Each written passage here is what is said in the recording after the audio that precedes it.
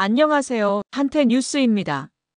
오늘은 지난 경제, 그리고 사회 전반을 뒤흔들고 있는 최신 소식들을 종합해드리겠습니다. 태국 정치의 중심에 새로운 변화가 일어났습니다. 오늘 의회에서 아누틴 차니라쿤 부총리 겸 내무부 장관이 제32대 태국 총리로 공식 선출됐습니다. 그는 코로나19 대응과 대마초 합법화 정책으로 잘 알려진 인물이지만 무엇보다 눈길을 끄는 것은 탁신 가문과의 미묘한 정치적 관계입니다. 지난 20여 년간 태국 정치를 양분해온 탁신 가문과 왕당파, 군부 세력, 그 사이에서 중재자 역할을 해온 아누틴이 이제 총리 자리에 오르면서 새로운 정치 구도가 펼쳐지고 있습니다. 오늘 오후 의회 본회의에서 총리 선출 투표가 진행됐습니다.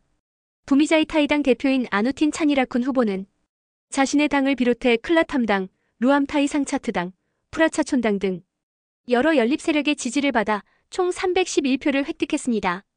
이로써 과반 247표를 훌쩍 넘기며 제32대 총리로 확정됐습니다. 이번 선출은 특히 불과 일주일 전 윤리 위반 문제로 총리직에서 해임된 파에통탄 친나왓 전 총리, 즉 탁신 가문의 공백과 맞물려 있습니다.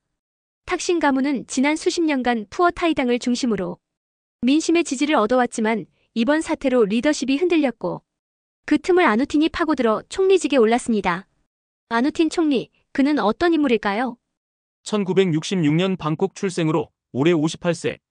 부친은 전 내무장관을 지낸 차바라 차니라쿤으로 정치와 재계를 모두 아우른 가문의 후손입니다.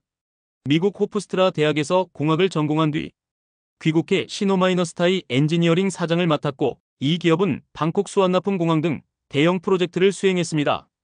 정계에는 1996년 외무부 보좌관으로 입문했으며 이후 보건부 상무부 차관, 그리고 2019년부터 보건부 장관으로 활동하며 코로나19 팬데믹 대응을 이끌었습니다. 아누틴 총리와 탁신 가문의 관계는 어떤 걸까요?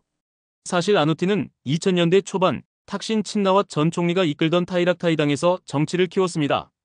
당시 그는 차관급 인사로 활동하며 탁신 정부의 일원이었습니다.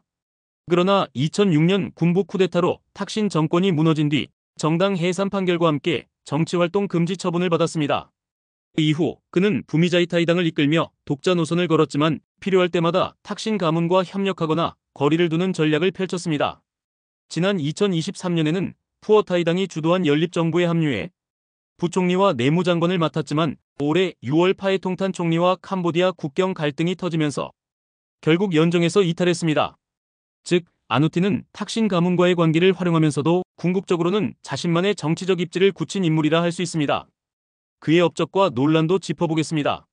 아누틴은 코로나19 대응 과정에서 백신 확보와 방역 체계를 총괄하며 이름을 알렸습니다. 또한 2022년 의료용 대마초를 합법화하며 농민과 젊은 층의 지지를 끌어냈습니다. 하지만 외국인 비하 발언으로 구설에 올랐고 대마초 정책이 사회 혼란을 부추겼다는 비판도 받았습니다. 그럼에도 불구하고 그는 실용주의 정치인이라는 평가를 받으며 왕당파와 탁신 가문 사이를 오가며 정치적 균형을 유지해왔습니다. 현지와 국제사회의 반응은 어떨까요? 태국 언론은 탁신 가문의 공백을 아누틴이 채웠다며 정치적 현실주의자의 승리로 평가했습니다.